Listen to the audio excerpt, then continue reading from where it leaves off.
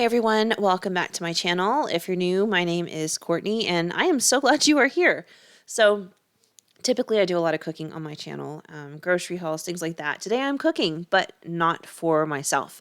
Today I'm sharing some dog treats with you guys. First off is my recipe for homemade dog food. I've actually had a few people ask about it since I mentioned it in a grocery haul a while ago, so I thought I would share this with you guys. And then after this, I will also share a homemade dog treat recipe. This is the first time I am trying this particular recipe, but I will let you know my pets did enjoy it. My Chihuahua absolutely just adored it. So the recipe for the treats will be listed down below in the description box. The recipe for the dog food I will list down below, but just know that this is one of those recipes where you can kind of change ingredients. This is just an idea of how to make dog food. You can swap different kinds of meats, different kinds of fruits, different kind of vegetables, whatever fits your budget and things like that is what you add in here. So for me, I've got 2 pounds of ground turkey and a container of chicken livers. The ground turkey was on sale, buy one, get one free. The chicken livers, as I just showed you, were incredibly cheap, like $1.61 for that pack. And I just chop them up with kitchen shears. It's way easier than having to try to chop them with a knife. You don't have to handle them or anything. This is just, for me, it's better. Anyway, if there's another meat that's cheaper, grab that. If turkey breast is on sale or if chicken breast is on sale or something like that, grab that instead.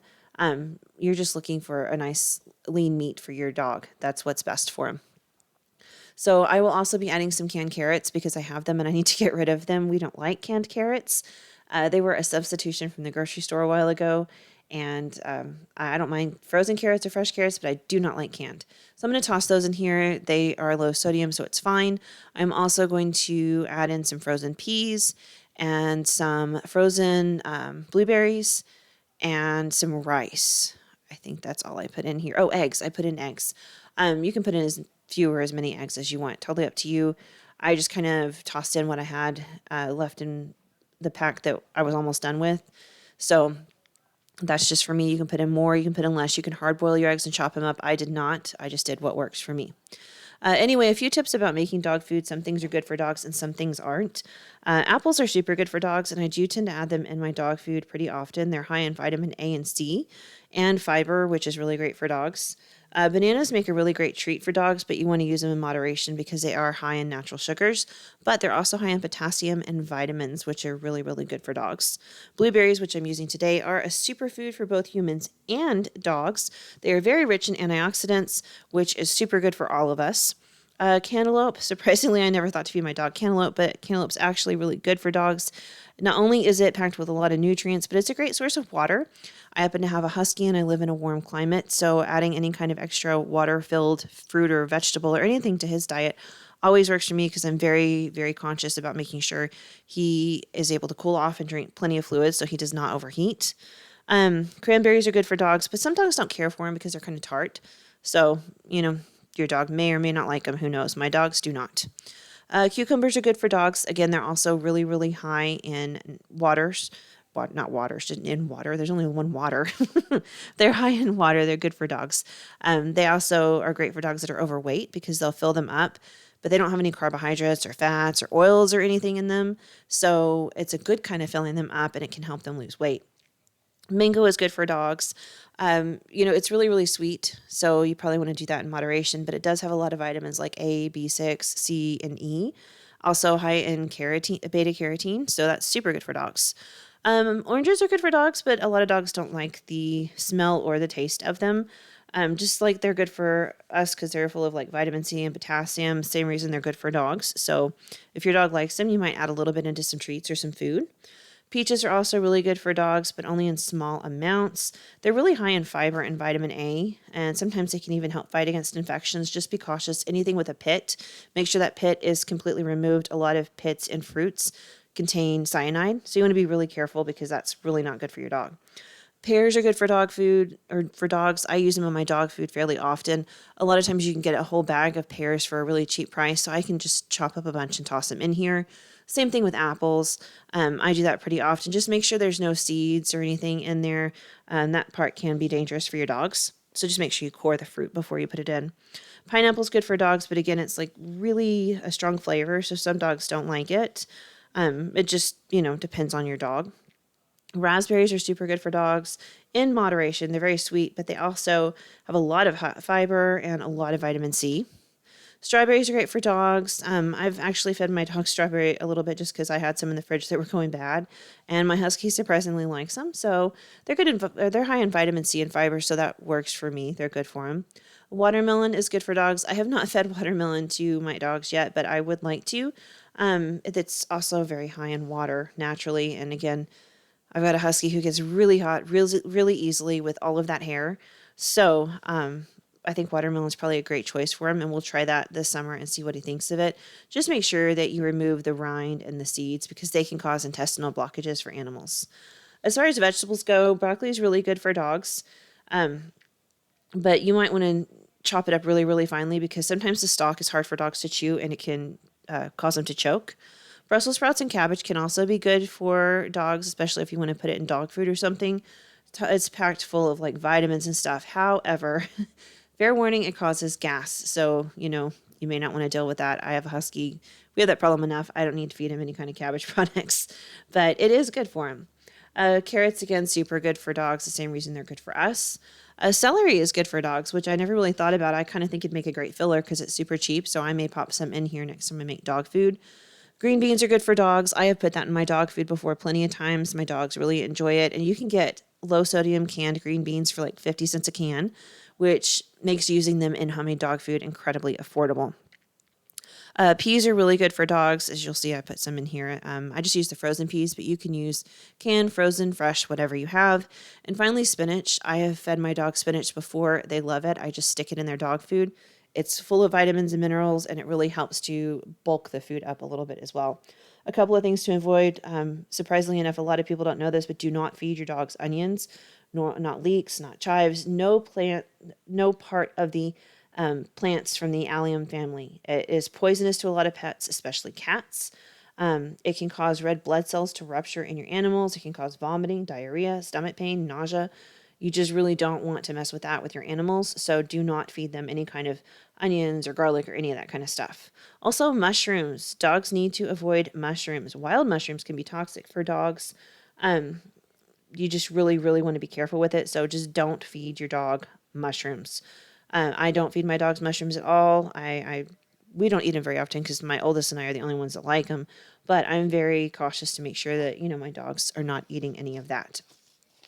On the flip side, there are a few other things you want to watch for in dog food. But first, I'm working on these homemade dog treats. They're super simple. I'm going to list the recipe down below in the description box.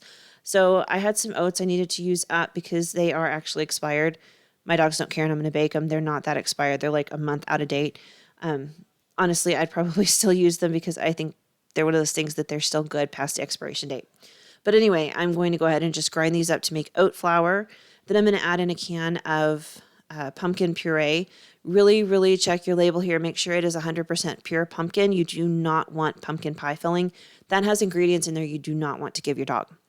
I'm also going to add in a little bit of peanut butter, and I'm going to toss in like just a tiny bit of cinnamon. Mix it all together, and then I'm going to scoop mine out with a tablespoon and just bake these at 350 for 20 minutes, and they make like little dog cookies. They're really, really good. My dogs have already enjoyed some today. I will let you know now I did not follow the recipe 100% because the amount of oats that they called for was just not enough, so I had to use extra. Now, I did want to let you guys know if you're feeding your dogs dry dog food, which I do feed my dogs dry dog food, there are a couple of things you want to look for in the label to make sure that you're not feeding them something that's really, really bad. Your dog food should not contain white flour. It's a simple carbohydrate, and most of the nutrition has been stripped for it before it's added. It can cause a spike and then a drop in your dog's blood sugar, and then it leads the dog to be hungry immediately after eating, which in the end leads to a weight issue. One of the biggest things is on your dog food label, it should not say meat or meat meal. It should be very specific about the meat that's in it. Is it chicken? Is it turkey? Is it salmon? It should say that. It should not just say meat. It should also not say meat meal because that can be a number of different animal products ground up and put in there, and that's not always good for your dog.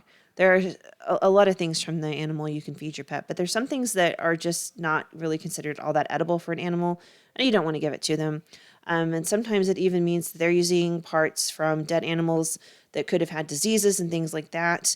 You don't want that. So just be really cautious. It should not say meal, M-E-A-L, meal, meat meal.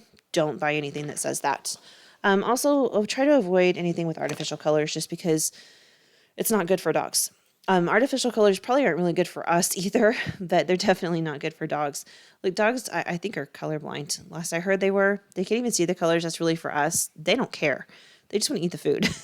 So just try to avoid anything with artificial colors. Also try to avoid dog food that has MSG in it. It's not great for humans. It's not, as deadly as people thought it was a long time ago, but it's certainly not great for us. And it is a very common allergen for animals. So that's just not a risk you want to take. Any kind of sugar substitute can actually be deadly for pets, so you want to avoid anything like that. There are things that contain natural sugars, and that's fine. I mean, you want to be using those in moderation because sugar is not really good for your pets, but definitely no sugar substitutes. Anything that has nitrites or nitrates is really, really not good for your animals. From what I hear, it's not good for us either, but I sure do love a good ham sandwich and stuff like that, so we'll talk about that later. And then soy. Soy is used as a filler, but it's really not healthy. It's something that you probably don't really want a whole ton of, if any at all, in your dog food, so you really probably want to look for something that doesn't have soy in it.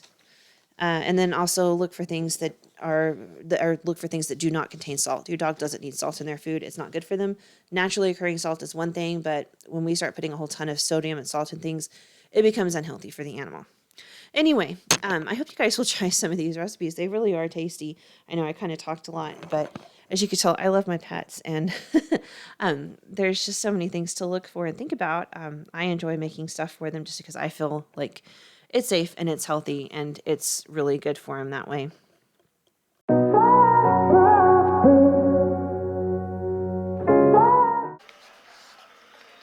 All right, so here are those finished dog treats. Really healthy, really tasty. I already gave one to my Chihuahua. She absolutely loved it. Absolutely adored it. So she's a small dog, so I wouldn't give her more than one a day, I don't think, because these are really pretty healthy. And even though like pumpkin and peanut butter and stuff can be good for dogs, I probably wouldn't give her more than one a day. My husky, I'll probably, if he really wanted to, I might give him 2 if he was being like a real good boy. And then the food just finished over here. We've got that lean ground turkey, chicken livers, a can of carrots, frozen blueberries, frozen peas, rice, and eggs. It can't get much healthier than that. My husky is starting to circle. He really, really wants this. He loves this food. So all of this is really good for dogs, as long as you don't include additives and fillers like salt or other things like that. Dogs don't need salt. Dogs don't need like added sugar or anything in their diet. That's not good for them. And typically their senses don't even like that. They just need what their body needs to be healthy and function. And that is exactly what is in this food. And as you can see, I have attracted a little bit of an audience over here. I gotta wait for the food to cool down before they can have any. But I assure you, this guy is ready and waiting. He loves, loves, loves fresh homemade food. And our little Chihuahua down there likes it too. She's had it a lot more than he has, but he's definitely a big fan.